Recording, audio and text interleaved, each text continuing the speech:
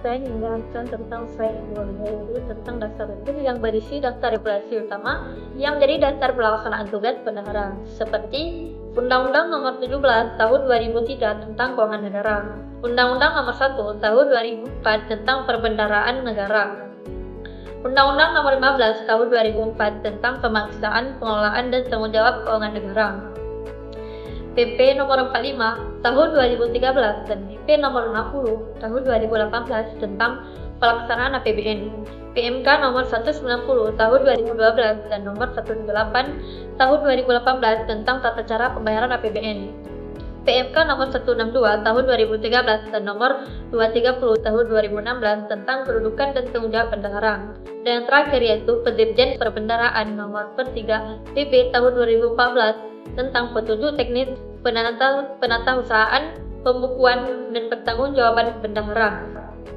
Untuk slide ketiga yaitu pendahuluan yang menjelaskan bahwa modul akan membahas kerangka konseptual dan sistem kebendaharaan di lingkungan kementerian lembaga.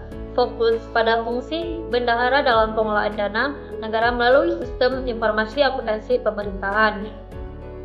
Dan untuk slide yang keempat yaitu perihal bendahara, Undang-Undang Nomor 1 Tahun 2004 yang menjelaskan tentang mengatur yang pertama, bendahara penerimaan dan pengeluaran ditunjuk oleh pejabat wewenang.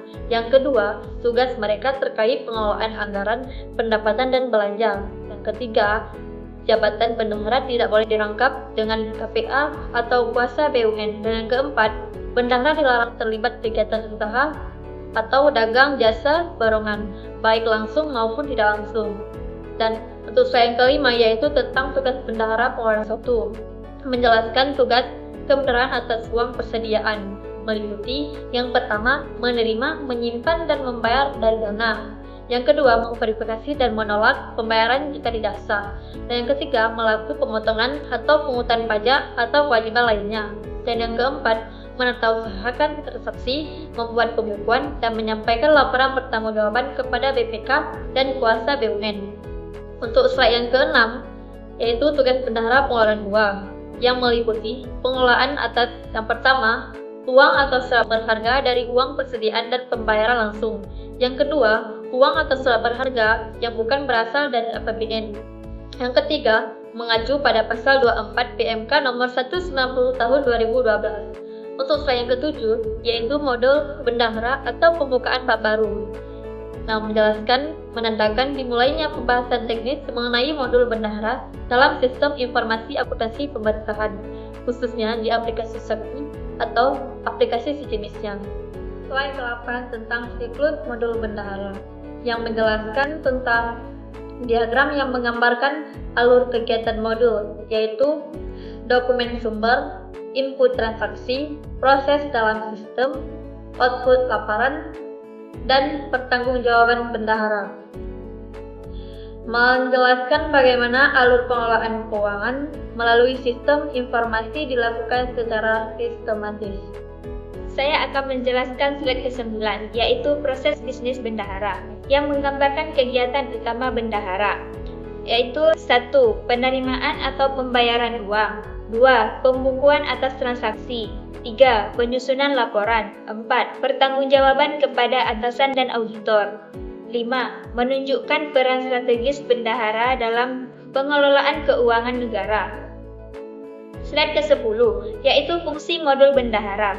Modul digunakan untuk mencatat semua transaksi AP dan LS, melakukan potongan pajak dan penyetoran ke kas negara, mencatat transaksi non-APBN yang dikelola bendahara, menyusun laporan realisasi, kas, pajak, dan pertanggungjawaban. Slide ke-11, yaitu fitur modul bendahara. Modul ini memiliki fitur, yaitu 1. Input data transaksi, 2. Pengelolaan pemotongan atau pemungutan, 3. Buku kas umum dan buku pembantu, 4. Laporan realisasi dan pertanggungjawaban bendahara, 5. Memungkinkan otomatisasi proses keuangan dan akuntansi. Slide ke-12, yaitu proses penerimaan uang. Langkah-langkah bendahara ketika menerima uang, yaitu mencatat penerimaan dalam sistem, menyetor ke rekening kas umum negara atau RKUN, Menyusun laporan penerimaan sesuai ketentuan. Slide ke-13, proses pembayaran up. Menggambarkan alur permintaan pembayaran oleh Satker, verifikasi oleh bendahara, pembayaran dilakukan dari dana up, dicatat dan dilaporkan dalam sistem. Slide ke-14, yaitu proses pembayaran LS bendahara. Menjelaskan prosedur pembayaran langsung atau LS oleh bendahara, yaitu melibatkan tagihan kepada pihak ketiga, verifikasi kelengkapan dokumen. Pembayaran dilakukan dari DIPA, dicatat dan dilaporkan ke sistem Sakti. Slide ke-15, yaitu modul bendahara. Pendalaman pada transaksi pembayaran dan input data dalam sistem. Menunjukkan detail proses input dan jenis dokumen yang digunakan. Di sini saya akan menjelaskan slide ke-16, yaitu tentang pembukuan bendahara. Jenis buku yang wajib disusun yaitu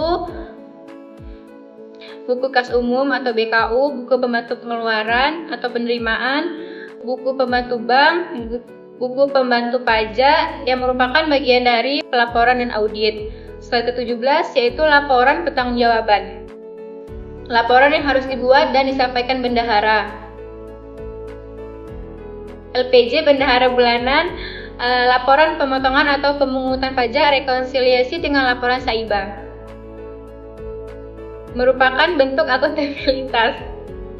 Slide ke-18 jenis buku pembantu, yaitu uraian lebih rinci, buku pembantu uang muka, buku pembantu UP dan LS, buku pembantu pajak digunakan untuk pelacakan lebih rinci transaksi tertentu.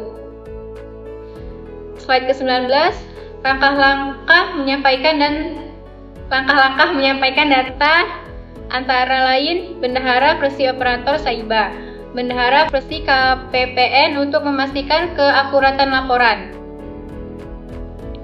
Slide ke-20, prosedur pelaporan. Menjelaskan bahwa pelaporan dilakukan secara elektronik melalui aplikasi Sakti, LPJ, dan dokumen lain dikirim ke KPPS secara berkala.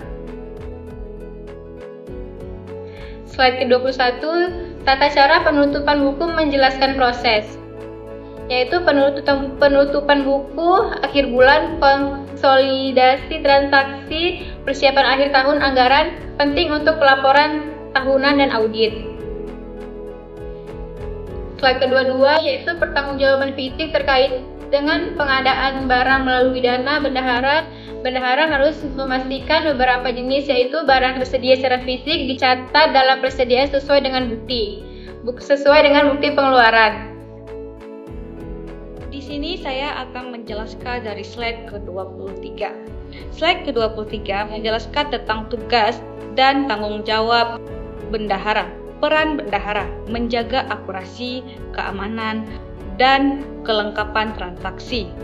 Bertanggung jawab secara pribadi atas dana yang dikelola. Harus disiplin administrasi dan keuangan. Slide ke-24 menjelaskan tentang sanksi terhadap bendahara jika lalai atau melakukan pelanggaran. Bendahara akan dikenai teguran tertulis, penggantian kerugian negara, sanksi disiplin atau tindak pidana. Slide ke-25 menjelaskan tentang perlindungan terhadap bendahara. Selama bendahara melakukan tugas sesuai dengan aturan, negara memberikan perlindungan hukum, tetapi tidak bertanggung jawab atas kesalahan sistem atau atasan. Dapat mengajukan keberatan jika diminta mengganti kerugian yang bukan tanggung jawabnya. Slide ke-26 menjelaskan tentang studi kasus awal. Tujuannya untuk menguji pemahaman peserta terhadap penerapan teori di lapangan. Slide ke-27 studi kasus lanjutan. Lanjutan dari studi kasus, termasuk analisis penyebab masalah dan pemecahannya. Seringkali digunakan dalam pelatihan sebagai diskusi kelompok. Slide ke-28. Slide ini menjelaskan kesimpulan dari materi. Bendahara memiliki peran penting dalam pengelolaan keuangan negara. Harus tertib administrasi dan akuntansi. Sistem seperti Sakti sangat membantu otomatisasi dan pelaporan yang akurat.